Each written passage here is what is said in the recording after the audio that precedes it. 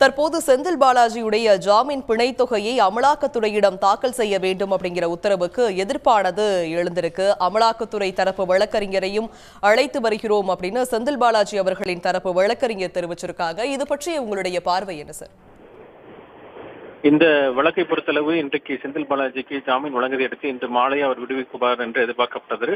அதற்கான அந்த ஜாமீன் நிபந்தனைகளை செந்தில் பாலாஜி தரப்பு வழக்கறிஞர்கள் தயார் செய்து, குறிப்பாக அந்த 25 லட்சம் தலா 25 ரூபாய்க்கான அந்த இருநபர் ஜாமீன், அதே போல பாஸ்போர்ட்டை சரண்டர் செய்து உள்ளிட்ட அனைத்து நடவடிக்கையும் தயார் நிலையில் தான் இருந்தது.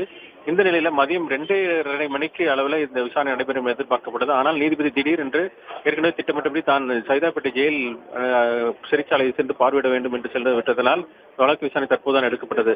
அப்போது வழக்கு விசாரணைக்கு வந்தபோது உடனடியாக அந்த நகல் உச்சநீதிமன்றத்தின் உத்தரவு நகல் நீதிபதி கார்த்திகேயனிடம் சமர்ப்பிக்கப்பட்டது.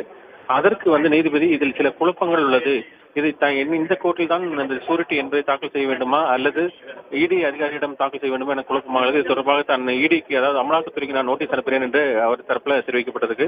இதற்கு செந்தில் பாலாஜி தரப்புல கடுமையாக எதிர்ப்பு தெரிவிக்கப்பட்டது. வழக்கமாக ஒரு வழக்கில் இது போல பிணைகளை நாம் சம்பந்தப்பட்ட நீதிமன்றத்தில் தான் தாக்கல் செய்ய வேண்டும், இது ஒரு புதிய நடைமுறையாக இருக்கிறது, நீங்கள் சரியல்ல என்று கடுமையாக எதிர்ப்பு தெரிவிக்கப்பட்டது. ஒருவேளை நீங்கள் இதனால் நிராகரித்து உத்தரவிடுங்கள், நாங்கள் உச்சநீதிமன்றத்தை சென்று அணுகி நாங்கள் உத்தரவை பெற்று வருகிறோம் என்று கடுமையாக அவர் வழக்கறிஞர் கௌதம் எதிர்ப்பு தெரிவித்து அவர் வாதிட்டார். இதையடுத்து நீதிபதி, நான் இதில் நோட்டீஸ் அனுப்புகிறேன் அமலாக்கத்துறைக்கு, அவர்கள் விளக்கம் சொன்ன பிறகு நான் இது தொடர்பாக நான் ஏற்றுக்கொள்கிறேன் என்று தெரிவித்திருக்கிறார்.